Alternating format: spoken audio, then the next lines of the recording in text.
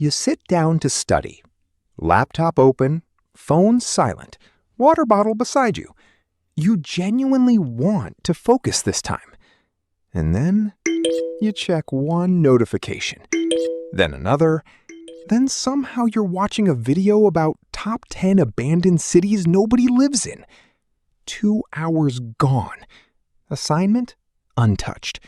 And the worst part? You're not even relaxed. Your brain feels guilty the entire time. So now you're sitting there thinking, what is wrong with me? And suddenly TikTok says, bro, you might have ADHD. And honestly, that thought hits way too hard. Because maybe for the first time in your life, something finally explains why your brain feels different. Why simple tasks feel impossible. Why you can spend 7 hours researching a random topic you love, but can't reply to one important text. And now an entire generation is asking the same question. Do I actually have ADHD? Or did social media just convince me I do? And the truth? It's way more complicated than people think. This isn't just bad focus. You know what's weird? People think ADHD means you can't pay attention. But if you actually relate to ADHD, you probably pay too much attention. Just not to the things you're supposed to. Like, you can binge edit videos for 9 hours straight. You can memorize random facts nobody asked for.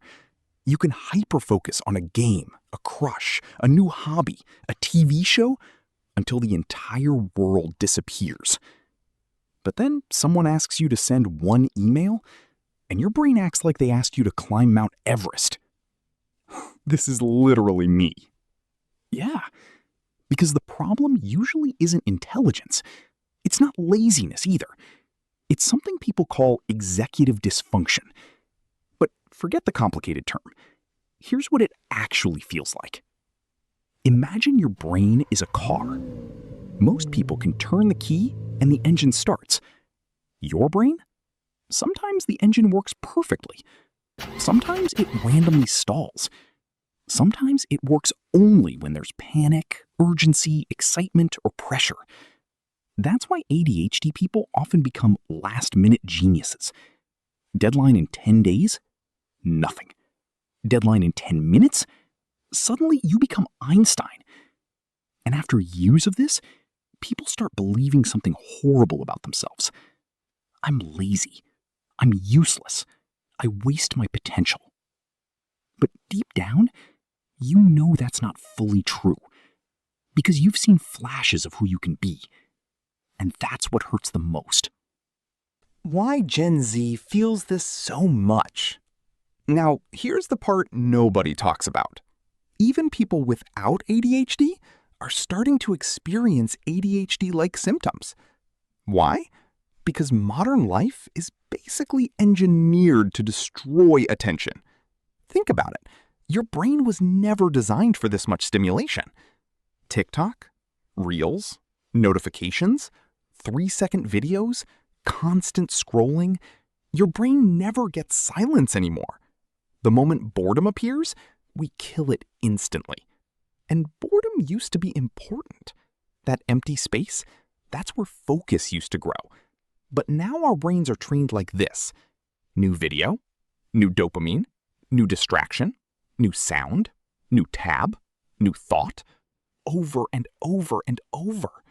And if you already had ADHD tendencies, this environment pours gasoline on the fire. Suddenly, focusing on school feels physically painful. Reading one page feels impossible. Even watching a full movie without checking your phone feels hard. And then older generations say, your generation is just lazy. But honestly, most Gen Z people aren't lazy. They're mentally overloaded. There's a difference. You're trying to study in the same room where you watch Netflix, scroll TikTok, cry at 2 a.m., text your situationship, and doom scroll world news. Of course your brain is confused. And then comes the shame. The emotional side nobody sees. Nobody really talks about the emotional damage ADHD causes.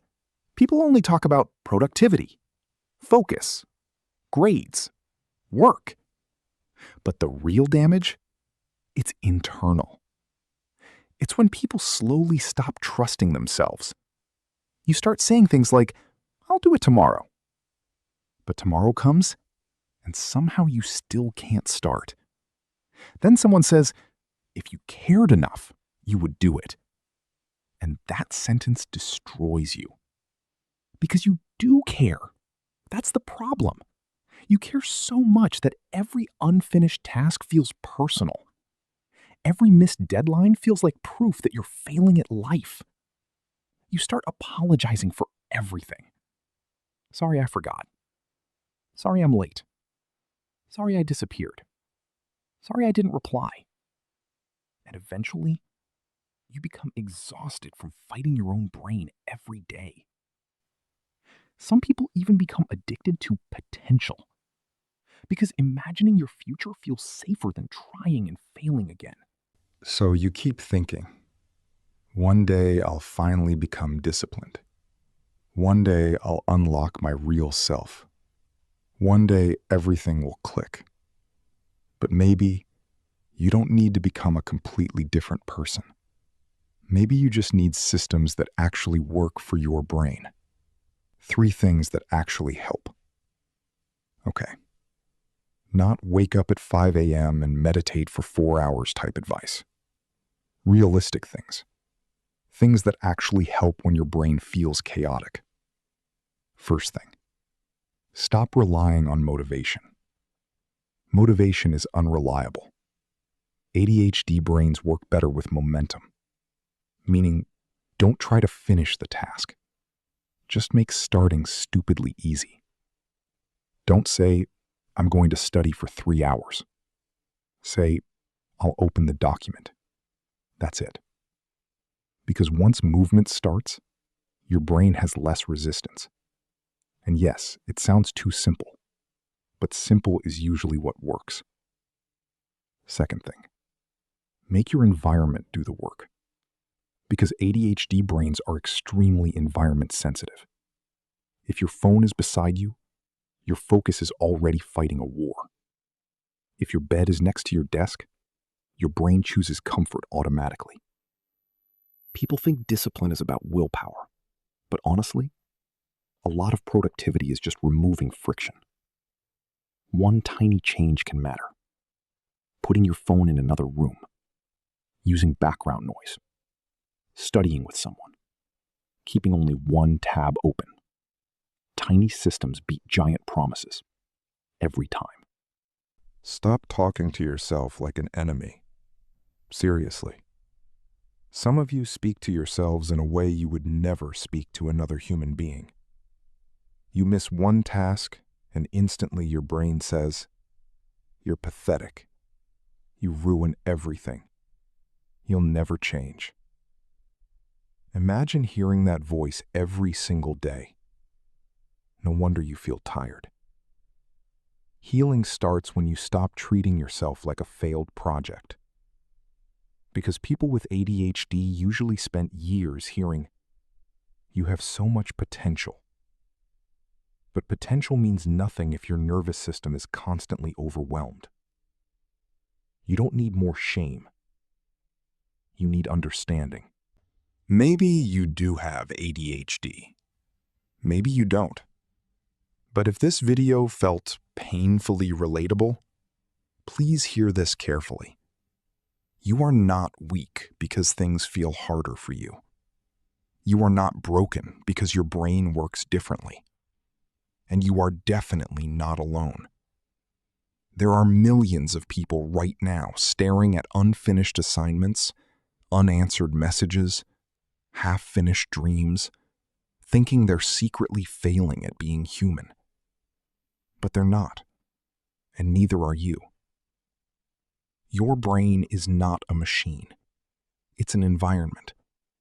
And environments can change, little by little, system by system, day by day.